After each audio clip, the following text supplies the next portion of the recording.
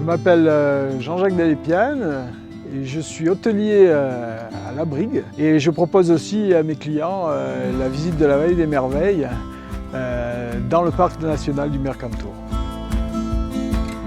J'ai grandi et vécu à La Brigue toute ma vie. Ma grand-mère avait un bistrot dans le village que mon père a repris un peu plus tard et ensuite il a rénové un hôtel abandonné depuis la guerre de 40, un ancien hôtel de 1890. Et moi j'ai repris la suite en 90 pour perpétuer la tradition familiale. La deuxième activité, c'est de guider les gens ici pour la visite des gravures de la Vallée des Merveilles. C'est un nom qui a été inventé par un journaliste qui s'appelle Taxiteur, qui est un peu la contraction de taxi accompagnateur.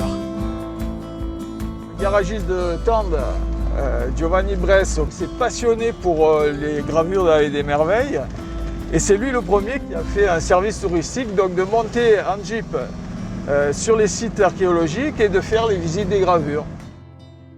On amène les gens avec le 4x4 au plus près des gravures, donc sur le site, et ensuite on fait le reste de la visite à pied, mais ça permet quand même au plus grand nombre de pouvoir profiter de sites archéologiques qui seraient réservés vraiment uniquement à des sportifs, quoi.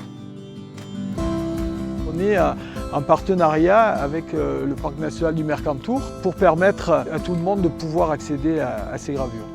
Voilà, là on a la première roche gravée depuis qu'on est parti.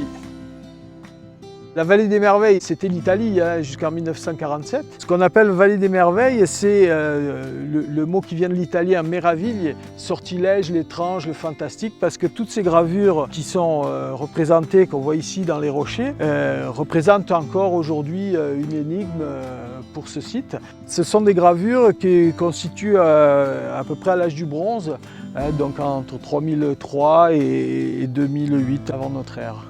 C'est un des plus grands sites archéologiques d'Europe. On est à 36 000 gravures. C'est 12 km² de gravures. C'est sur 2 vallées. C'est vraiment quelque chose d'unique en Europe. Et surtout à cette altitude, à 2000 mètres. La vallée de la Roya, c'est une vallée extraordinaire. Elle est pleine de trésors, elle est chargée d'histoire, elle a une nature exceptionnelle, on a des différences de paysages extrêmement forts. Sur Breil, on est à 300 mètres d'altitude dans les oliviers.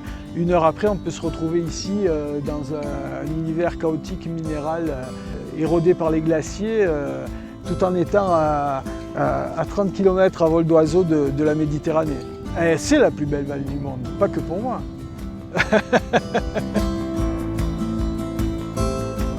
C'est une vallée qui vit du tourisme et du pastoralisme aussi, mais du coup avec cette tempête, avec surtout les accès, donc la difficulté pour venir chez nous, c'est une année un peu compliquée. C'était vraiment extrêmement mignon.